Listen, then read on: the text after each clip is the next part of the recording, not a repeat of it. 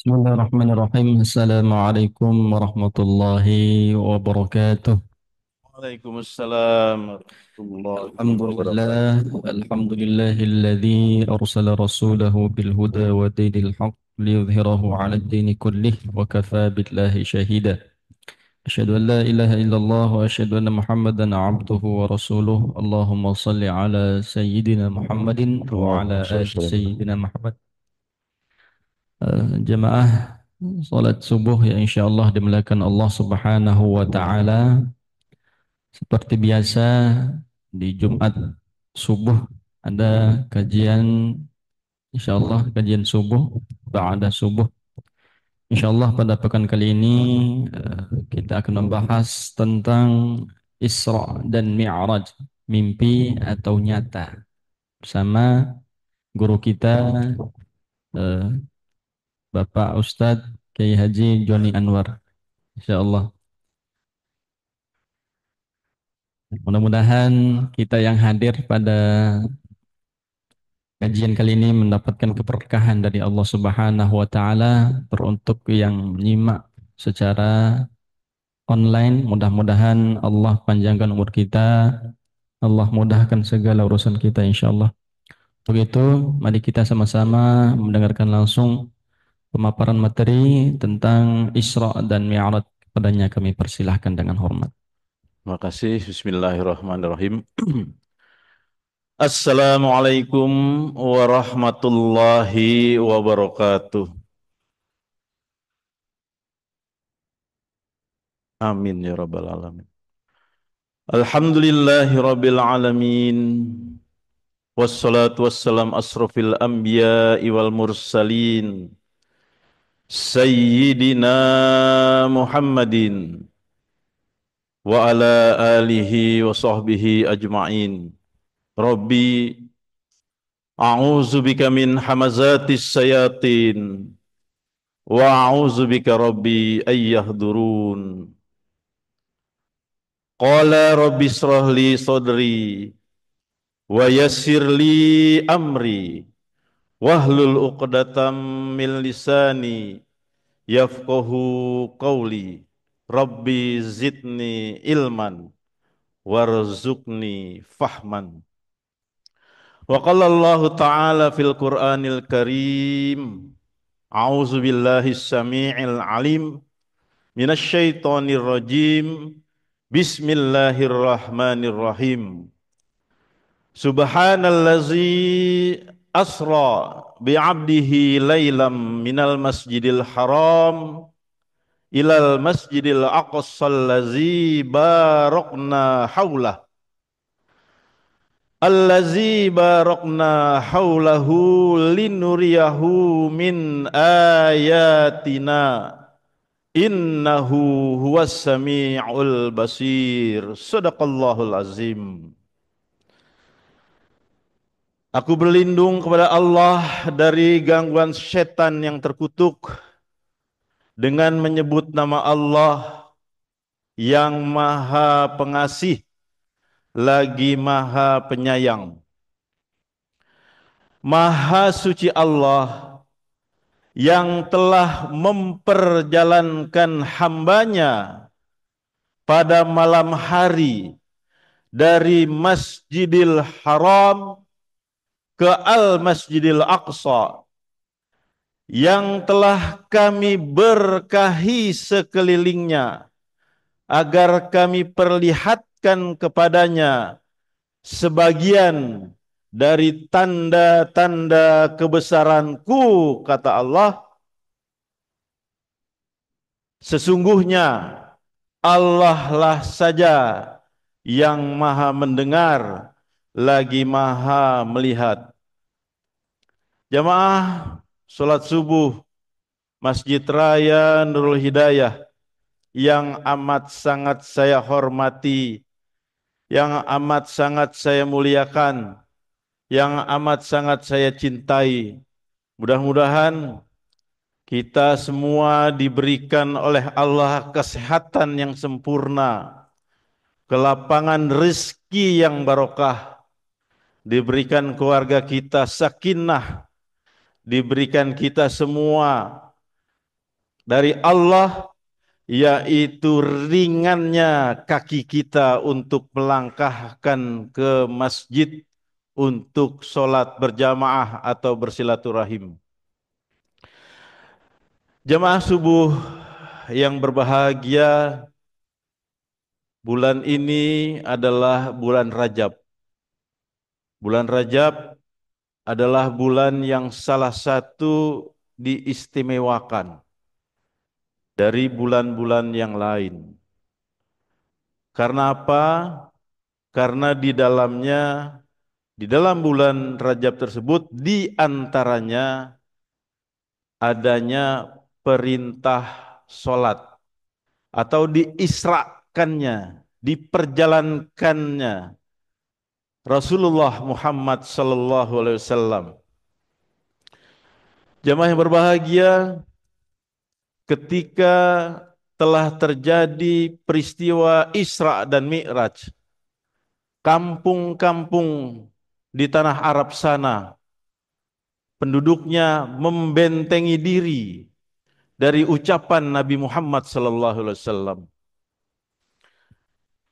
Kaum Quraisy mengatakan bahwa beliau adalah pembohong, beliau adalah pendusta, beliau adalah penyair.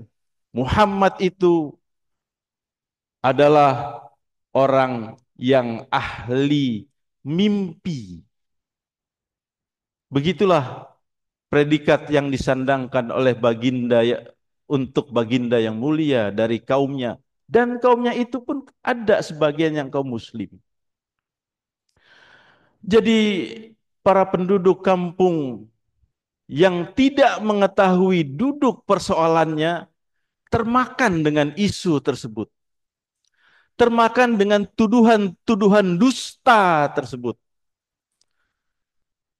Adapun orang-orang yang bijak yang telah mengimani dan meyakini bahwa Rasulullah itu Al-Amin, ia langsung bersaksi bahwa apa yang diucapkannya itu adalah benar adanya, tanpa reserve, tanpa alasan. Justru kaum Quraisy lah yang memfitnah beliau, itulah yang salah. Jamaah yang berbahagia, peristiwa Isra Mi'raj merupakan perjalanan heroik dalam menempuh kesempurnaan dalam dunia spiritual. Tetapi peristiwa tersebut diperselisihkan. Ada yang berpendapat bahwa peristiwa tersebut adalah mimpi. Ada yang berpendapat bahwa Rasulullah diisrakan dan dimi'rajkan dalam keadaan sadar. Bahkan ada yang meneliti bahwa peristiwa Isra Mi'raj itu dengan sains. Walaupun akhirnya tidak ada hasilnya. Tidak ada hasilnya. Karena Isra itu menembus dimensi waktu. Menembus dimensi ruang. Menembus dimensi yang lebih tinggi. Yaitu imaterial atau gaib adanya.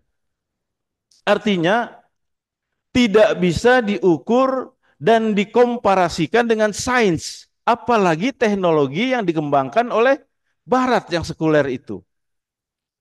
Jadi jika kita menukil dari syirah Isra Mi'raj, ada golongan orang-orang yang murtad dari agama yang hak setelah mendengar kisah ini. Karena kisah ini tidak dapat diterima oleh hati dan akal mereka. Maka mereka mendustakannya. Akan tetapi Allah menjadikan kisah ini sebagai kekokohan iman. Maka mereka yang meyakini hal tersebut menjadi Islam yang paripurna. Islam yang membuat keimanannya itu menjadi lebih tebal kepada Allah Subhanahu wa taala dan meyakini bahwa betul-betul Rasulullah itu adalah nabi yang terakhir. Jadi Isra Mi'raj ini merupakan salah satu peristiwa yang wajib diyakini oleh orang Islam. Syekh Muhammad Amin Al-Kurdi menyebutkan bahwa tidak mempercayai adanya Isra bisa menyebabkan seseorang menjadi kufur atau keluar dari Islam. Sedangkan apabila tidak mempercayai peristiwa Mi'raj bisa menyebabkan seseorang berstatus sebagai seorang yang fasik. Sebagai muslim tentu percaya dengan terjadinya Isra dan Mi'raj itu. Namun terjadinya melalui mimpi atau dalam keadaan sadar dengan jasad dan ruh itulah yang diperselisihkan oleh mereka. Untuk menepis keraguan ini maka perlu membahas dengan cara yang komprehensif. Dalam surat Al-Isra surat 17 ayat 1 yang tadi saya bacakan, artinya saya ulangi ya. Maha suci Allah yang telah memperjalankan hambanya. Di sini Allah menggunakan bahasa maha suci. Maha suci mengangkat yang maha suci, memperjalankan yang maha suci. Oleh karena itu harus disucikan. Jadi dalam kisah Rasulullah pun sebelum diangkat, diisrakan, sebelum diperjalankan oleh Allah, dibedah dahulu dari bagian dadanya hingga sampai tali pusarnya. Supaya apa? Supaya Rasulullah itu mampu menembus dimensi ruang dan waktu. Karena tidak ada yang bisa menembus sampai ke langit tujuh. Ia akan hancur. Hatta malaikat Jibril. Malaikat Jibril pun tidak bisa mengikuti Rasulullah ketemu Allah langsung. Sampai ke Sidratum Muntaha. Ya. Jadi disinilah yang suci bertemu yang maha suci. Lalu yang maha suci memperjalankan hambanya. Memperjalankan hambanya. Jadi apabila hamba tersebut suci, Allah berkehendak, Allah menjamin akan disucikan oleh Allah dan Allah akan memperjalankan hambanya. Coba disimak. Maha suci Allah yang telah memperjalankan hambanya. Rasulullah dalam hal ini di malam hari, lailam, laila, bukan nahar, bukan di siang hari, tapi di malam hari. Kenapa di malam hari? Nah, ini pun perlu pembahasan yang komprehensif. Karena di malam hari itulah banyak misteri, banyak keajaiban, banyak mukjizat, banyak hal-hal yang di luar nalar kita. Orang ingin mendukuni dengan guna-guna itu dilakukan kebanyakan di malam hari. Kalau kita ingin berkontemplasi kepada Allah dengan husu, ngadu, nangis-nangis, merintih-rintih, juga yang paling nikmat itu di malam hari. Dari Masjidil Haram ke Al-Masjidil Aqsa, Yerusalem. Jadi kalau kita memakai nalar sebagai manusia, tentu kita tidak muat otak kita ini untuk menelaah atau menafsirkan secara logika. Oleh karena itu, ini harus dengan iman. Mana mungkin secara logika Rasulullah itu dalam waktu sekejap bisa pergi dari Masjidil Haram ke Masjidil Aqsa kalau bukan diperjalankan. Saya memperjalankan HP ini dari sini sampai sini. Nggak mungkin ini HP bisa jalan dengan sendirinya, tapi diperjalankan. Kalau yang memperjalankan yang Maha Suci, terserah yang orang yang ingin memperjalankan mau ke arah manapun, ia bisa sampai. Karena diperjalankan, bukan jalan dengan sendirinya. Dan dari Masjidil Haram ke Masjidil Aqsa, Allah bilang di situ, diberkahi sekelilingnya. Bayangkan, sekelilingnya. Ketika Rasulullah berangkat dari Masjidil Haram ke Masjidil Aqsa, Allah memberkahi sekelilingnya. Berkah itu bukan uang. Berkah itu bukan hanya material. Tapi berkah itu adalah banyak kenikmatan rahmat yang tercurah dari Allah Subhanahu wa taala. Oleh karena itu, bagi orang-orang kaum muslimin, bisakah mendapatkan keberkahan itu? Tentu saja bisa. Dari masjid ke masjid. Dari masjid ke masjid. Dari sholat yang satu ke sholat yang berikutnya. Bisa. Jadi Allah ini di dalam ayat Al-Isra ayat 1 ini menerangkan atau memberikan multi tafsir yang luar biasa. Tidak bisa dijangkau oleh akal, illogical.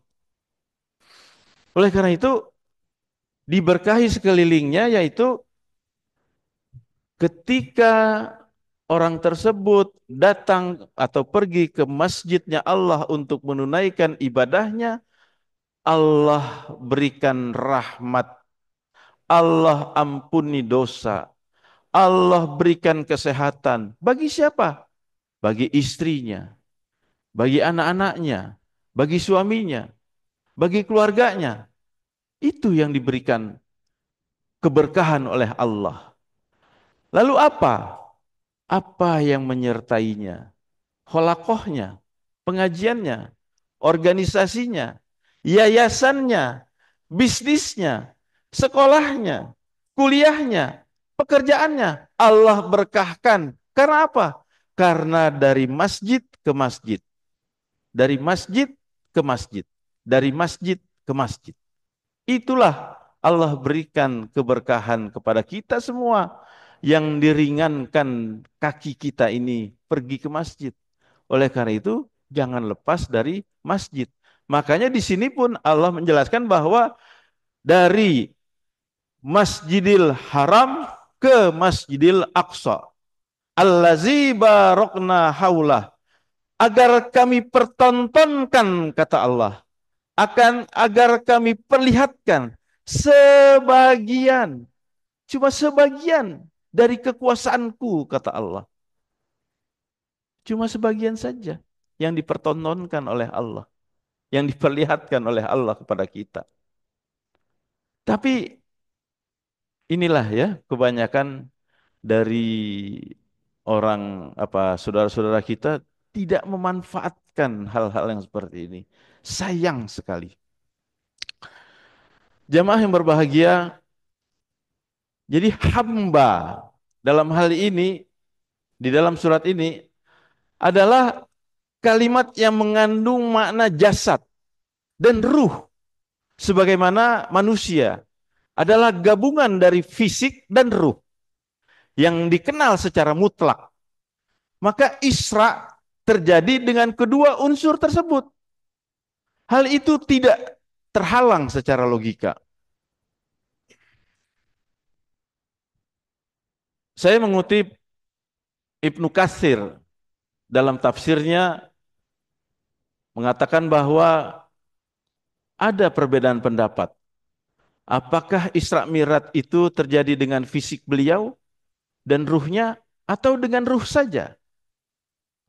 Tapi mayoritas ulama berpendapat bahwa peristiwa itu terjadi dengan fisiknya dan dengan ruhnya dan dalam keadaan sadar. Poinnya. Dan dalam keadaan sadar. Bukan mimpi. Kalau sadar berarti bukan mimpi. Bukan halusinasi. Bukan buatan manusia. Karena Rasulullah itu tidak suka yang dibuat-buat. Apalagi bohong. Lisannya terlalu mulia untuk berbohong. Adapun kalau kita kutip dari Asy-Syaikh Al-Qurtubi dalam tafsirnya menerangkan bahwa mayoritas kalangan salaf dan kaum muslimin berpendapat bahwa Isra dengan jasad dan dalam keadaan terjaga dengan menunggang burka dari Mekah ke ke Baitul Maqdis. Lalu sholat di dalamnya, kemudian diperjalankan dengan jasadnya.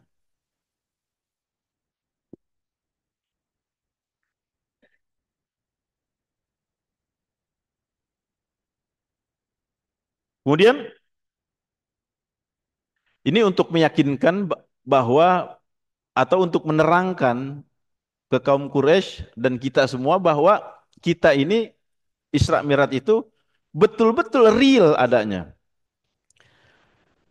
Al-Hafiz Abdul Qasim At-Tabrani meriwayatkan melalui hadis dari Ummu Hani. Ummu Hani itu adalah sepupu Rasulullah yang mengatakan bahwa Rasulullah Muhammad SAW menginap di rumahnya saat beliau menjalani Isra'nya. Di suatu saat pada malam itu saya kehilangan beliau.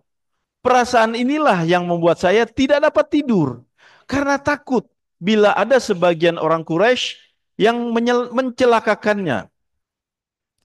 Saat aku tidur di kamar, katanya nih, ini kata Rasulullah kata Rasulullah melalui hadisnya itu, Jibril mendatangiku dan menggoncangkanku dengan kakinya.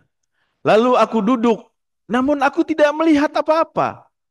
Maka aku tidur kembali. Lalu digoncangkan lagi kakiku. Lalu aku duduk lagi, namun aku tidak melihat apa-apa. Maka aku kembali tidur. Lalu Jibril mendatangiku untuk ketiga kalinya dan menggoncangkanku dengan kakinya. Lalu aku duduk dan ia memegang lenganku sehingga aku berdiri bersamanya. Lalu ia keluar ke pintu masjid dan ternyata ada hewan berwarna putih seperti antara keledai dan bigal. Di kedua pahanya terdapat dua sayap yang mengepak bersama kedua kakinya. Ia bisa meletakkan kaki depannya sejauh matanya memandang. Lalu Jibril menaikkanku di atasnya dan keluar. Ia tidak tertinggal dariku dan aku pun tidak tertinggal darinya. Hadis ini menunjukkan bahwa Rasulullah di Isra dan dimi'rajkan dalam keadaan terjaga. Hadis tersebut menerangkan bahwa awalnya Nabi tidur, kemudian dibangunkan oleh malaikat Jibril alaihissalam dan melakukan Isra dan Mi'raj. Jadi terbukti dan dapat dipastikan bahwa keberadaan Mi'raj merupakan perkara yang nyata terjadi, yang real adanya. Jadi peristiwa tersebut merupakan mukjizat Nabi Muhammad SAW yang suatu hal yang berada di luar akal manusia. Jamaah salat subuh yang berbahagia, peristiwa tersebut terjadi manakala Rasulullah di Isra dan Mi'rajkan itu dalam kesedihan yang merengguh hati dan pikirannya, sangat menguras energi Rasulullah. Manakala ketika pamannya wafat, tempat ia bergantung, tempat ia sebagai pengayom, dipanggil oleh Allah. Dan ditambah lagi istrinya Siti Khadijah Al-Kubra bin Khuwailid diwafatkan oleh Rasulullah. Tempat ia berpijak. Jadi tempat ia bergantung dan tempat ia berpijak sudah tidak ada lagi. Rasul sedih yang luar biasa. Luar biasa sedihnya. Oleh karena itu, diajaklah Rasulullah itu untuk traveling. Diajaklah Rasulullah itu untuk healing. Kalau bahasa kita sekarang. Atau halan-halan. Jadi jalan-jalan diajak Rasulullah. Supaya apa? Supaya kembali lagi visi misinya Rasul sebagai pemimpin umat yang kelak akan menghadapi jauh lebih besar lagi. Makanya diperjalankan oleh Allah. Nah, kita juga seperti itu. Kita tahsin, setelah hatam, kita jalan-jalan. Supaya menikmati pemandangan ciptaan Allah. Itulah hebatnya Al-Quran mengajarkan kita. Jadi B2 Haki itu setelah hatam Quran selalu jalan-jalan. Minimal 1 tahun sekali. Tahun 2026, insya Allah hataman di di Masjid Madinah, Masjid Nabawi, insya Allah. Subhanallazi asra bi abdihi lailam. Maha suci Allah yang telah memperjalankan hambanya di malam hari, lailam. Lailam minal masjidil haram ke al masjidil aqsa. Disitulah Allah memberikan sebuah perintah kepada Rasulullah, yaitu sholat yang 5 waktu. Jadi singkat cerita, itu disitulah Allah memerintahkan langsung, tidak melalui malaikat. Jadi kalau Nabi Musa ada 10 commandment, nah Nabi Muhammad dapat perintah langsung, perintah sholat 5 waktu, 17 rakaat. Maka kali ini Allah ingin bilang, dalam kondisi yang sangat sulit kayak gini, kata Allah itu, biasanya itu kebiasaan seperti umat-umat Nabi lain, ya, seperti Nabi Musa, umatnya itu mempunyai etika yang tinggi. Ia kalau meminta sesuatu itu bilang ke Nabi Musa, wahai Nabi Allah, mintakan kepada Tuhanmu bahwa aku ini lapar. Dan ini nanti Nabi Musa berdoa. Tapi kelebihannya umat kita ini, umat Muhammad ini, umat di zaman kita ini bisa langsung ke Allah dengan peristiwa Isra dan Mi'raj dan dengan diwahyukannya atau diperintahkannya perintah untuk sholat 5 waktu. Jadi kapan saja kita bisa berkontemplasi kepada Allah. Dikasihlah waktu kita. Subuh, iya ke masjid. Ya. Kemudian zuhur ke masjid. Asar ke masjid. Maghrib ke masjid. Isya ke masjid. Jedah antara subuh dengan zuhur, waktunya masih sangat panjang. Kita bisa lagi mengadu kepada Allah, beraudiensi kepada Allah. Kita memohon, merintih-rintih, meratap-ratap, memohon kepada Allah. Ada waktunya bernama duha. Hebatnya Allah kasih pintu. Kurang duha, ada masuk zuhur. Ada qobliyah, ada ba'diyah. Lihat, Allah membukakan pintu begitu luasnya kepada kita. Supaya kita memanfaatkan. Ayo sini dong. Kau bisa langsung kepadaku, kata Allah. Jadi kalau umat-umat yang lain minta melalui nabinya. Tapi ini Rasulullah membuka jalan setelah azan. Engkau pergi dong ke masjid. Dan ritual sebelum sampai kita melaksanakan sholat tersebut, ada bersuci. Ada wudhunya. Ada ajaran agama lain yang diperintahkan untuk bersuci terlebih dahulu. Tidak ada. Coba lihat agama lain. Tidak ada. Hanya agama Islam.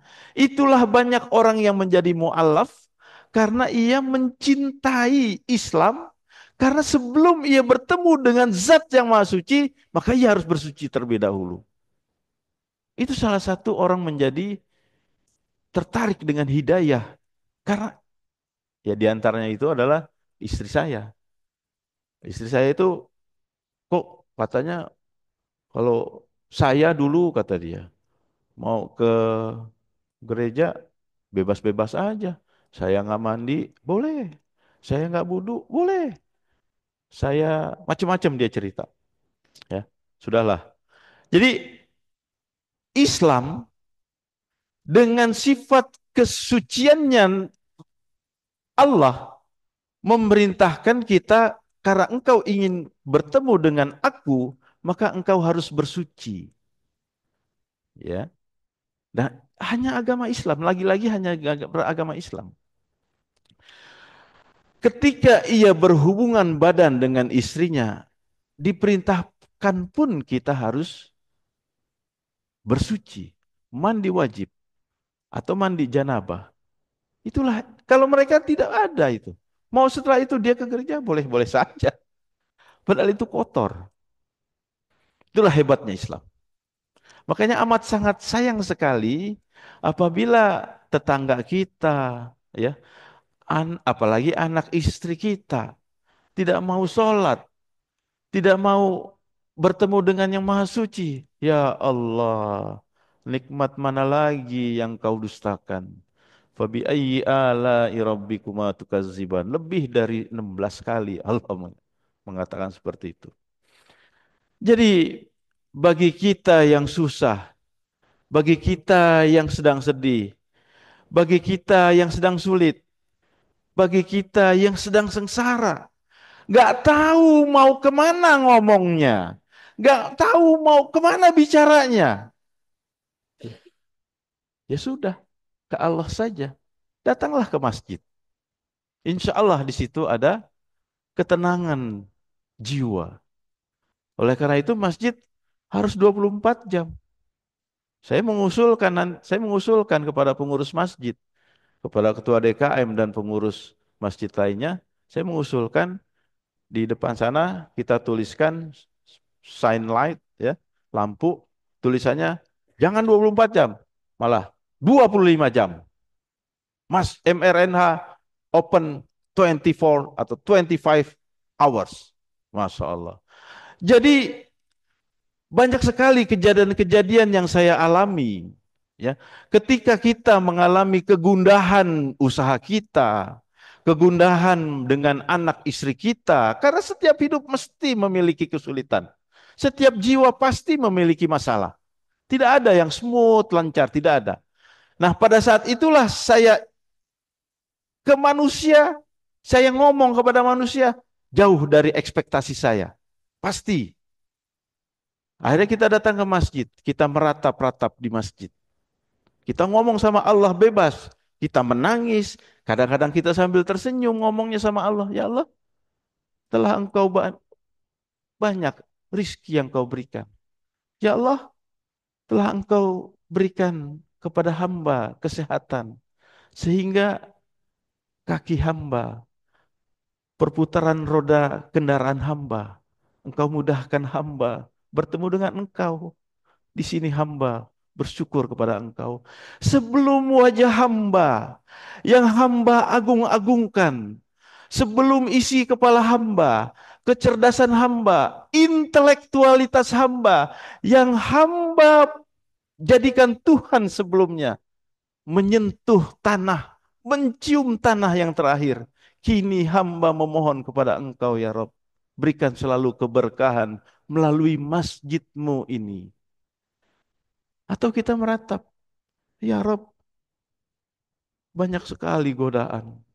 Saya mau bayar kuliah anak, saya mau transfer kosan anak saya yang si A sakit di rumah sakit, istri yang meminta untuk beras dan bayar listrik yang tertunggak. Bilang ke Allah, bilang ke Allah. Baru nanti Allah yang menggerakkan hati-hati manusia yang akan membantunya. Karena memang ada haknya di dalam diri kita. Di setiap jiwa, di setiap hati insan, itu ada hak orang lain yang harus kita berikan. Jangan kita makan sendiri. Jangan keluarga kita makan sendiri. Anda akan gumoh kalau orang bayi istilahnya. Muntah itu. Entah Allah nanti yang akan panggil dengan caranya, atau dengan diambil dengan caranya, atau dengan cara apapun. Semua misterius problem. Jamaah sholat subuh yang berbahagia, Allah itu menghibur Rasulullah dengan jalan-jalan di Isra Mi'rajkan. Masa sih kita nggak bisa dihibur oleh Allah dengan sholat? Kayaknya mustahil deh. Ya. Jadi kalau Rasulullah dihibur oleh Allah dengan di Isra dan di Mi'rajkan, diperjalankan sebagai hamba, jadi hambanya pun bisa dong diperjalankan oleh Allah dengan sholatnya. Jika Rasulullah ketika lagi sedih bisa dihibur oleh Allah Subhanahu wa taala dengan ayat-ayatnya, masa sih kita tidak bisa dihibur oleh oleh Allah dengan membaca ayat-ayatnya. Saya ulangin. Jika Rasulullah Shallallahu Alaihi Wasallam bisa dihibur oleh Allah dengan diajaknya traveling, jalan-jalan, masa sih kita sebagai hambanya tidak bisa dihibur oleh Allah dengan sholatnya itu? Kemudian, jika Rasulullah Sallallahu Alaihi Wasallam bisa dihibur oleh Allah dengan diturunkan ayat-ayatnya, masa sih kita sebagai hambanya tidak bisa dihibur dengan membaca ayat-ayatnya? Subhanakallahumma wa bihamdika asyhadu an la ilaha illa anta astaghfiruka wa atubu ilaih. Summa assalamualaikum warahmatullahi wabarakatuh. Waalaikumsalam warahmatullahi wabarakatuh. Alhamdulillah kita sudah dengarkan langsung pemaparan materi dari guru kita Kiai Haji Joni Anwar. Insyaallah mudah-mudahan kita mendapatkan keberkahan daripada apa yang disampaikan beliau insyaallah. Sebelum kita tutup, mungkin ada penyampaian dari Bapak Syahrir, mungkin dipersilahkan.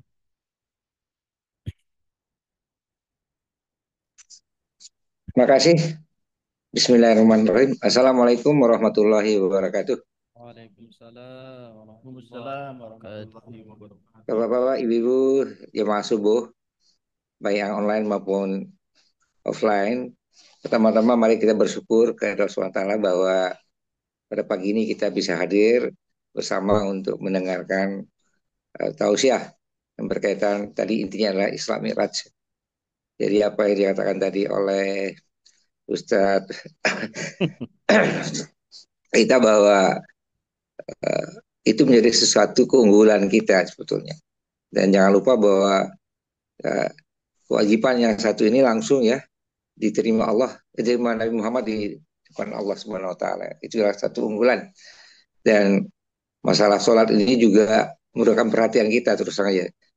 Jadi saya sudah membicarakan dengan beberapa pembina termasuk Pak Kiai Anwar bahwa kita ingin di samping tadi ya kita uh, tahfiz, Al-Quran, tapi juga vaksin, tapi juga saya berharap bahwa berikut ini masalah sholat ya, yang khusyuk itu menjadi sesuatu yang penting ya. Dan insya Allah pada tahun ini kita bisa melaksanakannya secara artinya terprogram gitu ya. Ya mudah-mudahan apa yang disampaikan tadi itu merupakan bekal buat kita bahwa kita sebenarnya mempunyai semacam media ya untuk menyampaikan apa yang kita alami, tidak hanya yang duka-duka tapi tentu juga termasuk yang suka bersyukur ya. Jadi dua hal itu tetap menjadikan satu apa namanya kondisi yang harus kita ya sampaikan kepada Allah SWT. Jadi bersyukur pada sholat itu juga ya, bukan hanya ya minta-minta aja, tapi sih di samping itu juga mungkin tentunya melaporkan apa yang kita inginkan dengan doa-doa yang itu. Saya pikir tadi materi ini sangat sesuai dengan kondisi sekarang yaitu bulan Rajab, dan saya ingin mengingatkan bahwa kita sudah harus mulai memikirkan bagaimana kita berdoa supaya kita bisa mendapatkan Ramadan ini dan dipanjangkan umurnya, diberikan kesehatan untuk bisa ya menerima sesuatu kesempatan yang luar biasa yaitu bulan Ramadan. Demikian, terima kasih pada Ustadz Joni.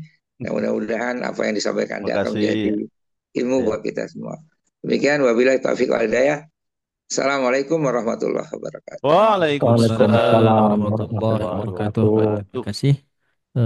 Untuk sebagai penutup, mari sama-sama kita tutup dengan doa kafaratul majelis.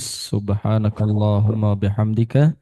Asyhadu an la ilaha illa anta astaghfiruka wa atubu ilaik. Assalamualaikum warahmatullahi wabarakatuh. Waalaikumsalam. Waalaikumsalam warahmatullahi wabarakatuh. Terima kasih Ustadz Joni.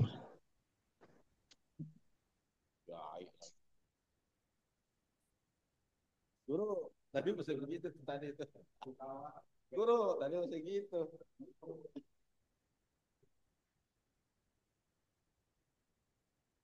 Asisten. Waduh, asisten harusnya langsung ini. Wah. Ini. Kalau nggak perintah Pak DKM, mas saya, waduh, perintah Pak DKM aja nih. Saya